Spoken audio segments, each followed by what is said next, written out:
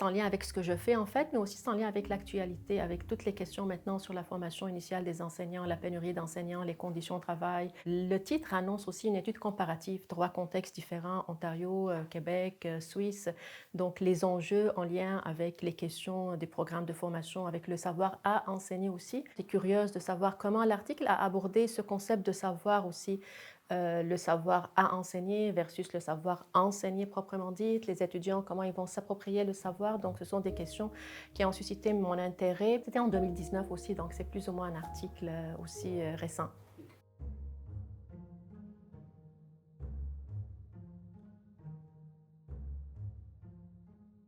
C'est important dans son époque, mais aussi même maintenant, ça reste les questions soulevées par l'article, ils sont toujours des questions pertinentes, comme je dis avant, en lien avec les situations actuelles. C'est surtout la question du savoir prescrit, si je vais l'appeler comme ça, qui a été soulevée dans l'article. La question de complexité aussi, hein, donc c'est comme ils ont problématisé un petit peu ce concept de savoir. Les enseignants, les étudiants, les étudiantes savent, mais aussi ce qu'ils doivent savoir. Et c'est quoi ce concept de savoir? C'est en lien aussi avec les connaissances, avec les aptitudes, avec les habiletés. Est-ce que c'est le savoir formel, le savoir informel et comment ce savoir évolue et se transforme aussi? Bon, on le sait dans l'article par la suite, ça a été limité sur l'analyse du savoir prescrit, le savoir prescrit dans les descriptifs, dans les programmes de formation, mais quand même, ils ont situé ce savoir dans un contexte plus large, dans une définition plus large. Puis aussi, ce concept de savoir prescrit s'inscrit aussi dans une question dans la question de l'internationalisation et la question de la professionnalisation aussi de la formation et de l'enseignement. C'est ça qui donne plus de pertinence à cette question, comme par exemple les constats à la fin ou bien les résultats, c'est pour dire que dans les trois contextes, le savoir prescrit diffère d'une institution à une autre, d'une autre école pédagogique à une autre, d'une province à une autre, d'un pays à un autre. Mais en même temps, il y avait comme des domaines d'apprentissage, des domaines de savoir qui nous mènent un petit peu vers la professionnalisation de l'enseignement, des activités pratiques, des activités d'intégration. Donc l'article, par l'analyse de ce savoir prescrit, a pu répondre aussi à cette question et nous donner une idée plus ou moins claire sur ce savoir à enseigner.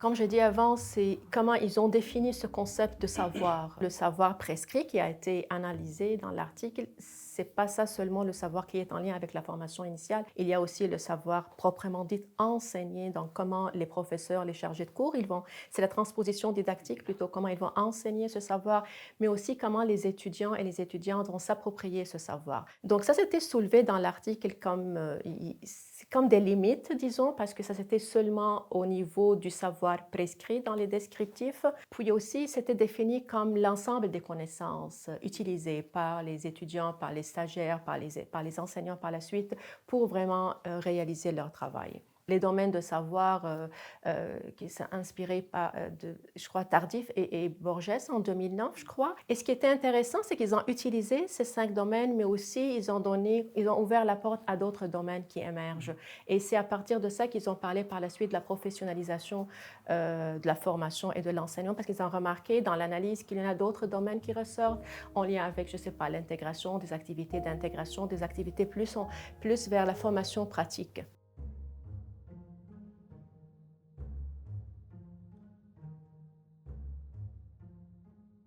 En fait, parce que les questions soulevées, malheureusement, ils sont toujours des questions à la table de discussion. Toujours les questions de la professionnalisation, la pénurie d'enseignants, puis la formation initiale. Puis toujours dans un contexte de pénurie, c'est aussi la responsabilité des universités hein, de chercher comment gérer, disons, le capital humain des étudiants. On a des conditions de travail qui sont difficiles, mais en même temps, c'est quoi le rôle des universités? Comment on forme les étudiants et les étudiantes? Donc, à quel point les programmes de formation amènent vraiment les étudiants à combler l'écart entre la théorie et la pratique. Donc, c'est ça la question de savoir qu'on doit se poser. C'est l'idée comment les étudiants vont eux-mêmes et elles-mêmes s'approprier ce savoir.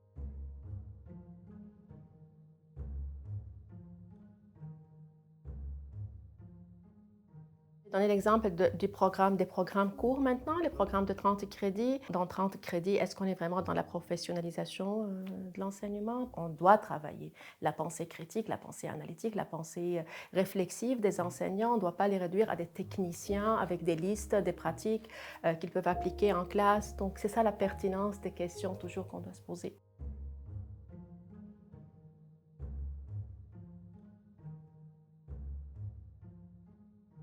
Même l'article a défini aussi le savoir, comme je dit avant, dans une perspective très large. Puis lorsqu'on parle du savoir, on parle du savoir enseigné à enseigner, puis aussi de savoir approprié par les étudiants, de développer des projets en continuité avec cette recherche pour regarder, oui, ça c'est le savoir prescrit dans les programmes de formation, dans les descriptifs, mais comment ce savoir est transmis par les enseignants et les enseignantes. Ça se peut que ce savoir prescrit peut répondre, on ne sait pas, à certains besoins, mais finalement, il y a tout un trajet pour qu'il soit finalement approprié par les étudiants. Et c'est pour cette raison que les étudiants parlent toujours d'un écart entre la théorie et la pratique. Ils ne sont pas à 100% prêts pour travailler dans des milieux difficiles ou bien dans des contextes diversifiés.